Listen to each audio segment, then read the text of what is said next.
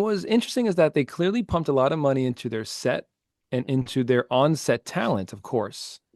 But to your point that you made earlier, I thought too, I was like, oh man, if this was a draft, I thought that they were going to have some kind of rented, at least like a giant ballroom or some kind of theater. Yep. And to have like a la David Stern or Adam Silver stepping up to the microphone and with the ninth pick, the Los Angeles, and none of the teams had names, by the way, yet, or maybe at all. But he said, Los Angeles selects so and so, or like opens an envelope. So it did seem like that was not a part of the draft experience that a lot of the money went into. Yeah, you could have brought in people for free to watch as the audience, stand out in the crowd cheering each pick or booing it or whatever. I thought that would have made it better. The reason I live streamed during it is like, this is the first draft ever in MMA history. This is going to be a draft. This is going to be awesome. And I felt let down. Hey, there are still so many question marks I have though with GFL. Like what are their events gonna look like? They don't even have anything scheduled. They don't have any dates. They don't have any locations. And I think they're supposed to start throwing punches in March or April. Right.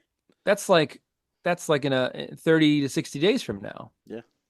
So I mean, look, you know, a promotion like GFL that's trying to become one of the premier promotions on the global stage, they don't get thrown together in a week.